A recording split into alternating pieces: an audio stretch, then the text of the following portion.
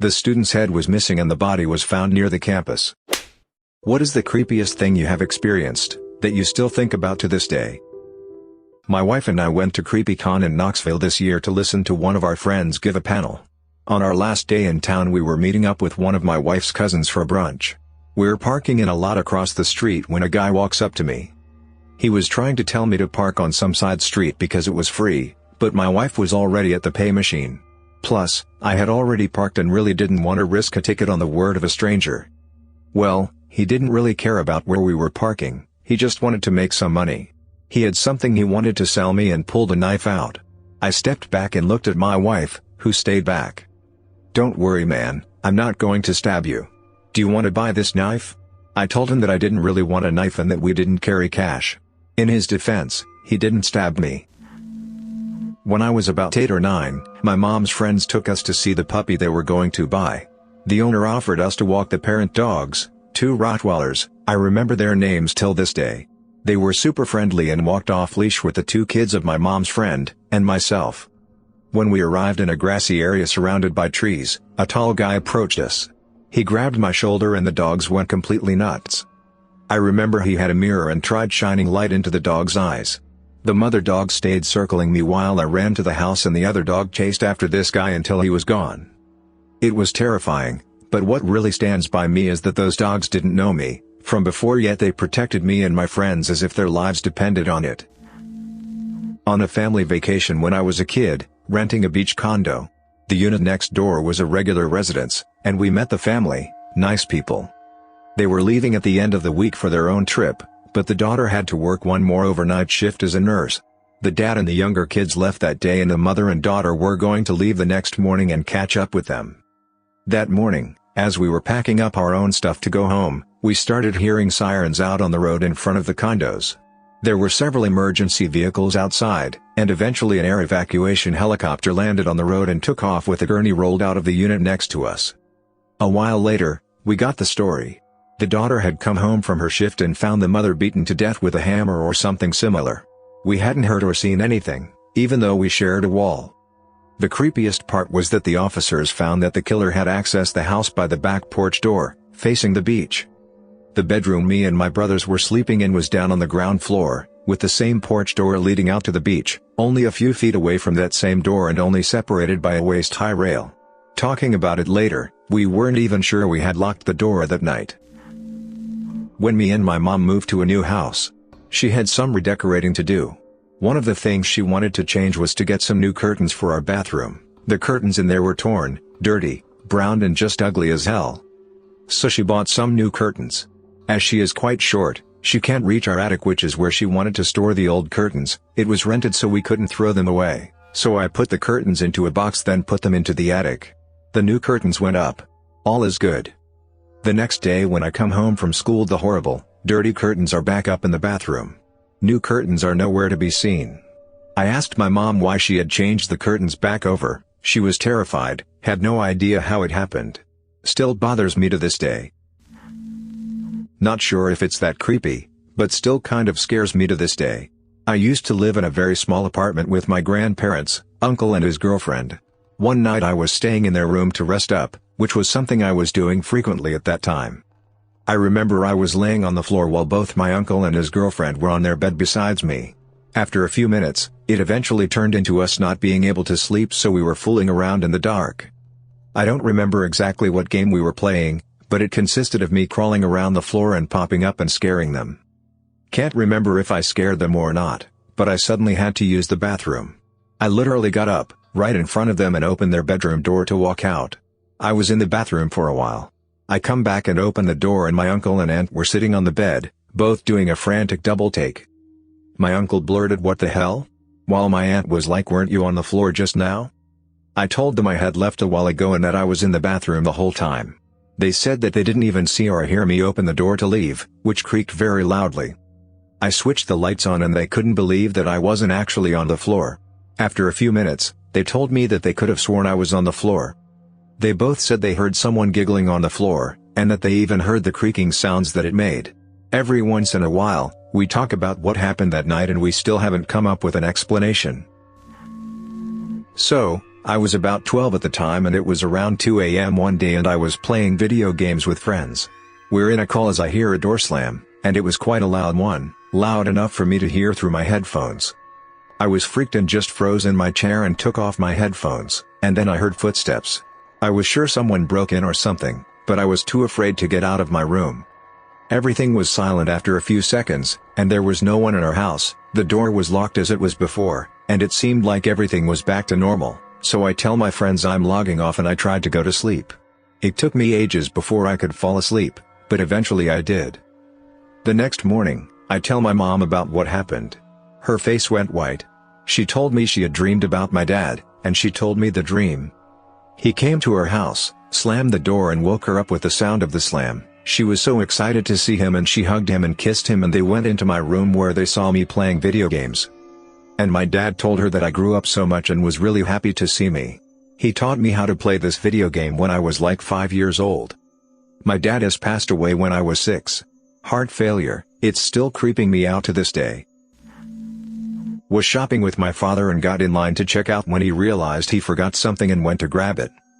My 2-year-old daughter was looking at the candy when a man got in line behind me and said to my daughter, "Don't wander away from mom or someone like me will snatch you."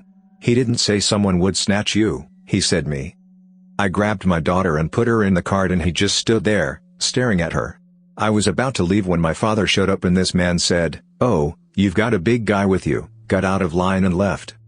I felt for sure his plan was to try and take her when we got in the parking lot. I think my 6'4" father made him rethink it. I still think about that creepy guy. Doing acid during the zombie walk in college around Halloween time, which I had forgotten was happening until I hit the main street. That was a surprise to be sure. But the creepiest real-life thing was last August when I was scammed.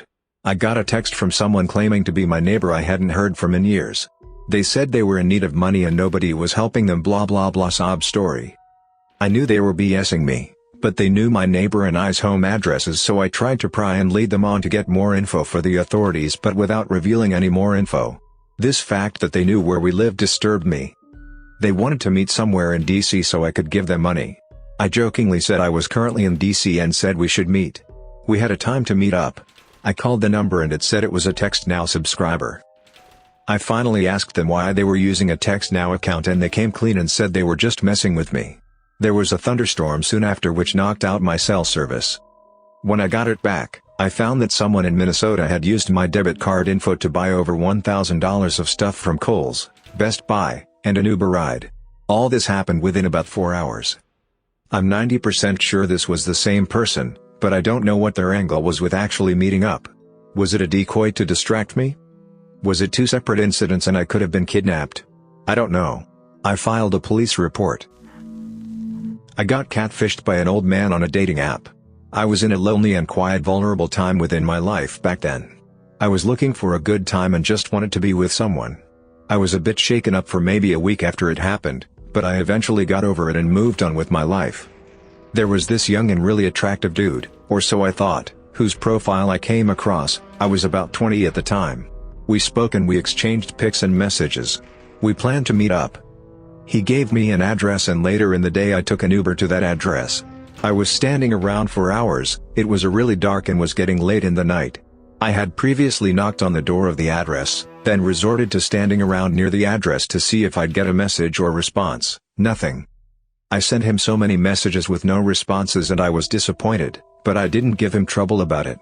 More so disappointed about the wasted Uber money than I was with him because it wasn't exactly the cheapest ride there and back. The next day, on the dating app I was using, he sent me some story about something happening with someone in his family.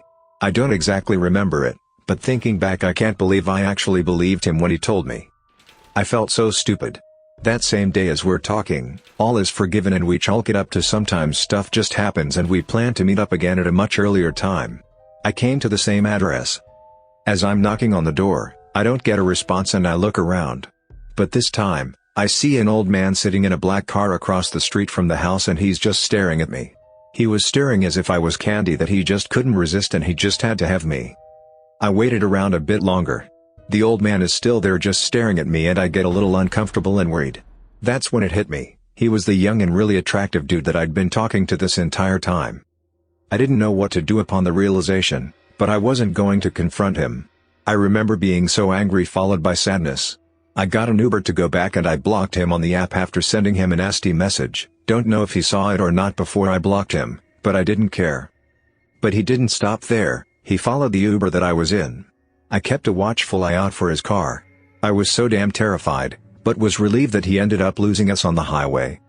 I never saw him again after that, but I'll never forget the disgusting and snarky look that he had on his face as he was staring at me. Just seemingly so proud of what he did. I couldn't think straight for a solid week after that. The wasted money, the emotional trauma, and the pure anger. I learned an important lesson about being safer on dating apps and teaching myself that sometimes we're just vulnerable and we shouldn't get so caught up in that. When I was a kid, my mom took my cousins, sister and myself to a relative's house to visit. All the adults went out that night and left a house full of kids behind with a babysitter. We had a good time playing with our distant cousins. It came time to go to bed and my sister and I were put in a room with bunk beds with some of the cousins. All the younger cousins fell asleep pretty fast. My cousin, who is near my age, and I stayed up talking.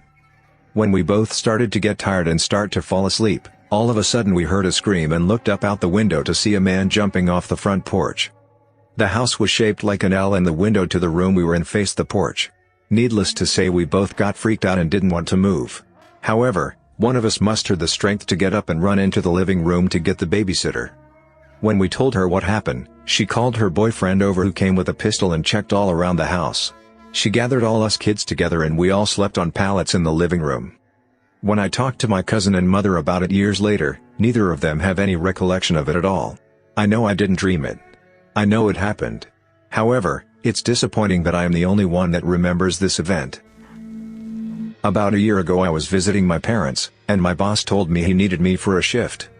So I woke up at 4 a.m. and was rubbing my parents' cat, when I look up and see a woman wearing flowery pants watching me. I just stare at it as it turns around and walks away. I then rubbed my eyes and it disappeared. Maybe I was just tired or had one too many cinnamon rolls, but still makes me wonder. I occasionally hear faint music in my house. It's usually when I'm alone or very early morning. I hear it from the AC vent, or from somewhere in my kitchen/laundry room. I can't figure where it comes from. I thought it might be a radio we packed away somewhere, but it would need to be plugged in, or have batteries, but batteries would have died at some point. We don't have outlets that high. I am partially convinced someone is in the attic, but nothing is missing or damaged, and the dogs don't act weird. I was traveling on a train, and a guy sat down in front of me. I had a very bad feeling about him, but he didn't even look at me, so I thought I was safe. The train stopped at the terminal, and I started collecting my stuff very slowly, because I wanted him to get down first, so he wouldn't follow me, but he didn't move. It was at least 5 minutes, everybody already got down, and I started worrying, but then he started to walk away. I waited 1 to 2 minutes, and I started to get down, but then I saw that he was standing in the door. I walked toward him, because I couldn't go anywhere else. When I got close to him, he asked, "Would you want to go on a date with me?" I said no. "And would you want to watch porn with me?" At that point I was scared. I was alone on a train with a creepy stranger, who asked me if I wanted to watch porn with him, and I had no idea what to do. I politely asked him to let me go, or I scream and call the police. He told me he doesn't want to, because he wanted me to be his girlfriend. So I pushed him, and started running. He followed me, but thankfully I could go down to the underground very fast, where he couldn't go after me. Unfortunately I have to travel a lot to work, so I'm very often harassed, but this was the only case where I think I was in serious danger. I was maybe 19 and at a Denny's around 1 a.m. eating some drunk food with friends. There was this really sketchy looking group of guys eating across the restaurant, but I was drunk and high and I didn't really notice too much. Eventually I had to pee, so I went to the bathroom. While I'm peeing in the urinal, the lights go off with an audible click. I'm sure I'm about to get mugged, so I duck my head and rush the door, cutting off my urine steam and barely getting myself back in my pants as I barge out of the bathroom. I stumbled back to my friends and noticed their sketchy dudes were no longer at their table. I'm pretty sure I narrowly dodged a blow to the back of the head. I did eventually notice the guys return to their table, I think, but I was so out of it that I didn't see them arrive. I would have had zero chance of defending myself in that state. My brother had a party in college at his place on campus. They had trailers that were on campus and were a part of housing. There were a bunch of parties that night in that area. I was there for a little bit but was still in high school and had hockey practice in the morning, so had to get home earlier. My brother and his buddy were on the porch late at night, like 3 to 4 a.m., when in the distance, in the dark, they saw someone randomly running through the night with a football. My brother's buddy even yelled out, "Run, Forrest, run." Next morning the police knocked on everyone's door to interview the people who lived in the area. Apparently a student was decapitated and the body was found near the campus, but the head was missing. There was a massive search and a few weeks later, they were looking at the track and field complex behind where my brother lived and they found the head when emptying a porta potty at the track. My brother is fairly certain the random guy in the dark running with the football was actually the guy running with the head. Thanks for listening to Radio TTS. Hit the subscribe button and activate the notification bell for more creepy videos. Click the right box for the related playlist. Share your own creepy story in the comments below.